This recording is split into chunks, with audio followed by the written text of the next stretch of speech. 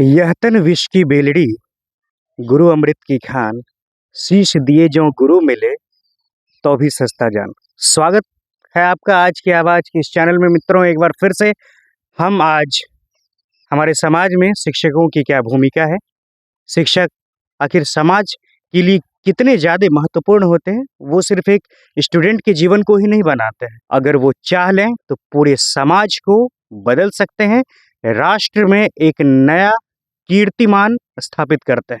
इसी मुद्दे पर आज हम आपके साथ बने हुए हैं और हमारे साथ बने हुए हैं निशांत जी। तो बने रहिए अंत तक। श्री निशांत जी।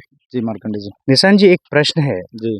हमारे समाज में, समाज को बनाने में शिक्षक की क्या भूमिका होती है, वह कैसे महत्वपूर्ण बन जाते हैं, ये हमें बताएंगे आप अपने शब्दों में। समाज व्यक्तित्व से बनता है और व्यक्ति में जब तक व्यक्तित्व की भावना नहीं आएगी वो समाज नहीं कहलाएगा। और उस व्यक्तित्व पे प्रकाश डालने का काम शिक्षक का होता है, क्योंकि शिक्षक हर उम्र के लोगों को जरूरी है, चाहे वो माता पिता के रूप में हो, चाहे वो भाई के रूप में हो, चाहे वो शिक्षक के ही रूप में हो, गुरु के रूप में हो। और शिक्षक अगर ना हो तो आपके लाइफ में, आपके जीवन में से बहुत सारे सिचुएशन आएंगे जिसमें आपको ये फील जरूर हो जाएगा कि काश यहाँ पे मेरा कोई मार्गदर्शक होता तो इस काम को मैं भली भांति अच्छे से कर पाता। तो ये सुदृढ़ समाज को आगे बढ़ाने के लिए, समाज रूपी चीज को दुनिया में आगे लाने के लिए और समाज को एक ऊंचे पायदान पे पहुंचाने के लिए शिक्षक का होना बहुत जरूरी है। इसी के साथ आपने ये बहुत अच्छा कहा कि समाज में शिक्षक ही एक ऐसा मार्गदर्शक होते हैं जो समाज को एक ऊंचाई तक ले जाते हैं। और जैसा कि हम जानते हैं कि बाकी जितने भी लोग हैं, सबके दिल में स्वार्थ होता है कि वो जिस प्रोफेशन में है उसको लेकर के स्वार्थ होता है, लेकिन शिक्षक एक ऐसे हैं इसके दिल में भी स्वार्थ होता है, लेकिन एक ही स्वार्थ होता है कि हमारे बच्चे हमसे बेहतर बने। बिल्कुल। तो इसी कड़ी में हम आगे जानना चाहेंगे कि आज हम देख पा रहे हैं जैसा कि हमारे समाज में बहुत सारे शिक्षकों की भूमिका, योगदान बहुत ही जबरदस्त रूप से रह रहा है। तो आप जरा उस पर प्रकाश डालेंगे कि हमारे समाज में ऐसे कौन से शिक्षक हैं जो अपने निजी स्वार्थ को भूल करके समाज को ऊंचाई तक ले जाने का काम दिन रात कर रहे हैं। समाज में शिक्षकों की भूमिका का पे प्रकाश डालने की बात कही है आपने, तो मुझे इस कड़ी में बहुत सारे शिक्षकों का नाम याद आ रहा है। अगर मैं नाम लूं तो ये लिस्ट बड़ी हो जाएगी, लेकिन गिने चुने कुछ मुख्य शिक्षक हैं हमारे बीच जो आज समाज में एक शिक्षक के रूप में समाज के ढाल बन करके, खास करके गरीब बच्चों के लिए आज समाज को बदलने का एक बहुत बड़ा बीड़ा उठाया है। बात करें तो हमारे खान सर, विकास विकृति सर, ये सब जो हमारे बीच आज हैं, जो शिक्षा को इस लेवल से प्रमोट करने का काम किया है कि एक गरीब से गरीब घर के बच्चे अगर चाहे अपने सपनों को उड़ान दे सकते हैं और अपने सपनों में जान भर सकते हैं। खान सर के बारे में मैं जो भी बात करूं वो कम पड़ जाएगा। उनके सोचने का तरीका, उनके काम करने का तरीका, समाज को अपने नजरियों से देखने का तरीका काफी सराहनीय काम है। और इन सारे चीजों को मैं अगर देखूं तो आज खान सर हमारे बीच में समाज को इस प्रकार का दर्पण दिखा रहे हैं कि समाज सोचने पे मजबूर हो रहा है कि एक शिक्षक समाज को कहां से कहां पहुंचा सकता है। एक शिक्षक, जैसा कि पूरे देश को बदलने के लिए 100 गांधी का जरूरत नहीं है, एक गांधी आए, डेडिकेशन से काम किए और देश की भूमिका को कहां से कहां तक पहुंचा दी, बदल के रख दी। समाज को बदलने के लिए 100 एपीजे अब्दुल कलाम नहीं आए, एक एपीजे अब्दुल कलाम आए, डेडिकेशन से काम किए और आज समाज को अपने प्रगति से देश को कहां से कहां पहुंचा दिया। तो मैं दोस्त आज उसी कड़ी में ऐसे महान शख्स के बारे में बात कर रहा हूं जिसका नाम खान सर है। खान सर अपने पढ़ाई के लिए तो जाने ही जाते हैं।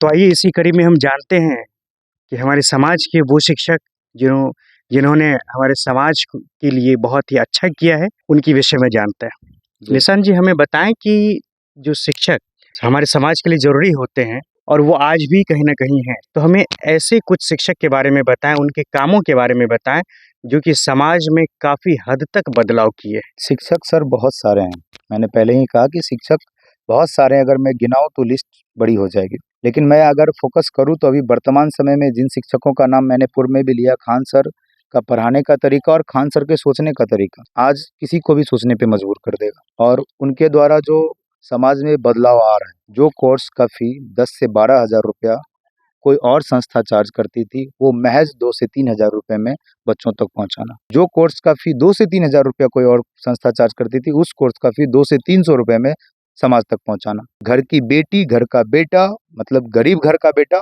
आज हिम्मत रखता है अपने आप को सरकारी अफसर बनाने का या फिर अपने आप को समाज में एक शिक्षित व्यक्ति कहलाने का, और किसी और के बदौलत, तो ऐसे शिक्षकों के बदौलत जो समाज में अपने ऐसे नजरियों को ला करके समाज को सुदृढ़ बनाने का काम किया। जैसा कि अभी हम लोग इस कड़ी में खान सर के विषय में बात कर रहे हैं, विकास दिव्य कीर्ति सर के बारे में बात कर रहे हैं, या और भी जो भी सर हैं, जी अवधूजा सर हैं, जी लिस्ट तो बहुत लंबी है। जी तो आप हमें बताएं कि खान सर समाज में, समाज के लिए और क्या सब बदलाव लाए पढ़ाई के अलावा। जैसा कि आप अभी भी देख पा रहे हैं कि खान सर के द्वारा अभी रिसेंटली बहुत सारा इंटरव्यू, बहुत सारा न्यूज़ सामने आया है जिसमें उनके द्वारा कहा गया है कि शिक्षा के क्षेत्र में तो मैं जो क्रांति लाना चाहता था मैं ला दिया, अब मैं स्वास्थ्य के क्षेत्र में क्रांति लाने वाला हूँ। स्वास्थ्य के क्षेत्र में क्रांति लाना अपने आप में एक बहुत बड़ी पहल है। बहुत बड़ी पहल है कि इंसान अगर स्वस्थ नहीं होगा तो जीवन भर वो क्या हो जाएगा, अपने आप से टूट जाएगा।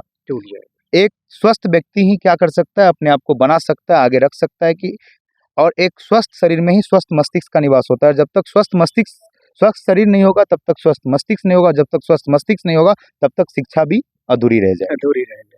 और समाज में इन सारी चीजों को जोड़ने का काम आज खान सर बहुत ही बखूबी पूर्वक कर रहे हैं। दोस्तों, खान सर के द्वारा लिया गया स्टेप, जैसा कि आपने कहा, तो खान सर अभी वर्तमान में ऐलान किया है कि उनके द्वारा बिहार के हर एक जिले में डायलिसिस सेंटर वो खोलेंगे, और इवन कि वो हर जिले में अभी पटना से शुरू करने वाले हैं। पटना में उन्होंने 10 मशीन को जर्मनी जैसे बड़े देशों से मंगाया है, और वो मशीन सस्ता नहीं है, बहुत महंगा मशीन है।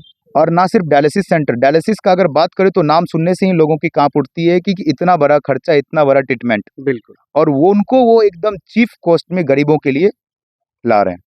आप बताइए कि इतना बड़ा दूरदर्शी सोच किनका होगा। और इसके साथ ही सिर्फ वो डायलिसिस सेंटर ही नहीं, एक्सरे, ब्लड बैंक, हॉस्पिटल, इन सारे सेगमेंट में काम कर रहे हैं। समाज के हर वर्ग को वो उस चीज का लाभ देना चाहते हैं जिसके कारण से वो अपने स्वास्थ्य पर ध्यान नहीं दे पाते हैं, पैसे की किल्लत के कारण अपने स्वास्थ्य से जूझ पड़ते हैं। उनका एक ही कहना है कि हमें कभी इस बात का फिक्र ना हो कि मैं गरीब था और गरीब के कारण मेरा इलाज नहीं हो सका। तो दोस्तों, जरा सोच के देखिए कि वो सोच कितना मायने रखता है, कि वो कहाँ तक किन बातों को सोच रहे हैं। एक शिक्षक होने के नाते समाज की जिम्मेदारी को कितने अच्छे से निभा रहे हैं। आप जरा सोचिए कि स्वास्थ्य के संबंधी इतने अच्छे नजरिया को पेश करने के बावजूद समाज में, जरा देखिए कि खान सर के द्वारा कितना बड़ा स्टेप लिया गया है कि आप अगर बाहर जाते हो एक्सरे कराने, एक एक्सरे का नॉर्मल कॉस्ट क्या आता होगा? 400-500। 400-500। और आपको पता है कि खान सर एक एक्सरे जैसे चीजों को कितने रुपए में ला रहे हैं? मात्र 35 रुपीज।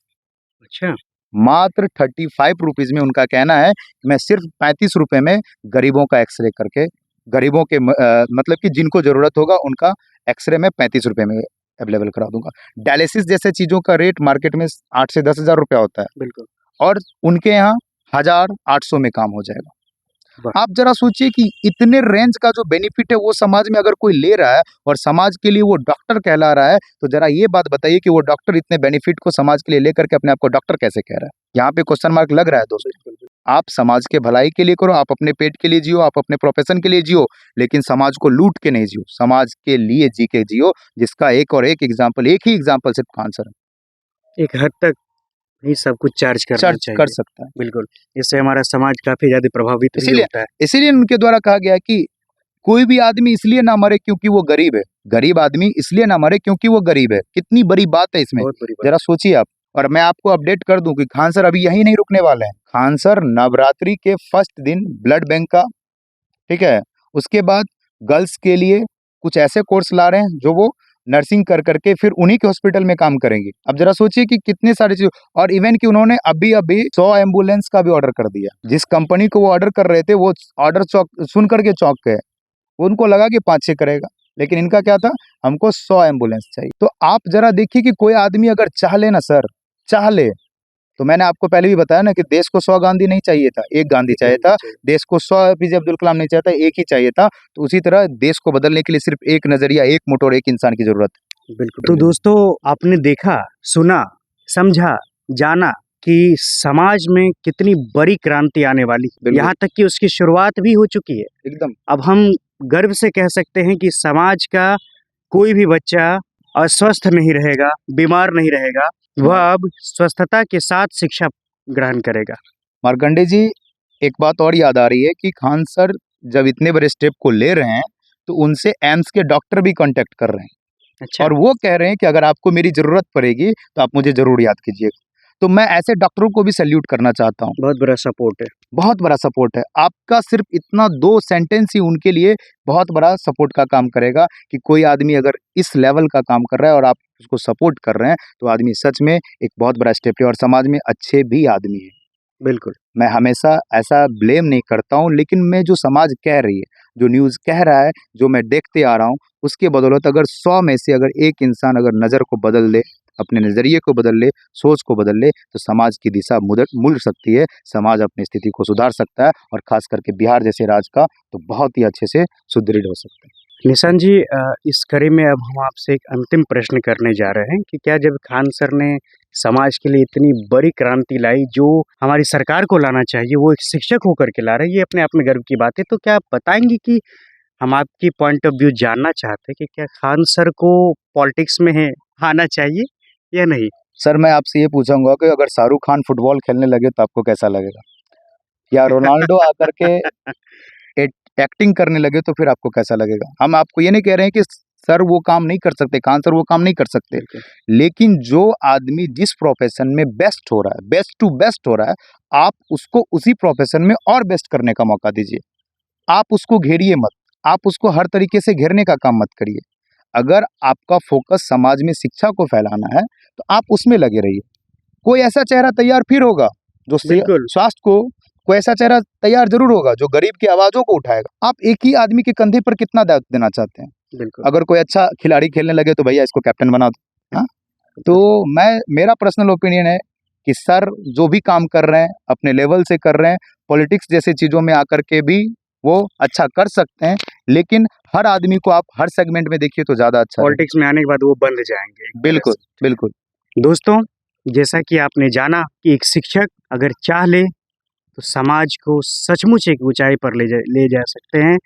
और हम एक कहना चाहेंगे एक बात इसी कड़ी में कि जैसे एक भगत सिंह के चले जाने से, एक सुभाष चंद्र बोस के चले जाने से, एक राजगुरु सुखदेव के चले जाने से समाज इन सब की वजह से खाली नहीं हुआ, बल्कि हर एक घर में राजगुरु सुखदेव, भगत सिंह, सुभाष चंद्र बोस, विवेकानंद है अभी की जमाने में। सोच बदलने की ज़रूरत है दोस्तों। सोच बदलने की ज़रूरत है। तो इसी के साथ हम आपसे विदा लेना चाहेंगे और विदा लेने के साथ अंतिम शब्द बोलना चाहेंगे जो आज के शिक्षकों को देख करके मेरे दिल से उभर रहा है कि गुरुर् ब्रह्मा गुरुर् विष्णु गुरुर्देवो महेश्वर गुरुर् साक्षात परब्रह्म तस्मै श्री गुरुवे नमः। जय हिंद दोस्तों।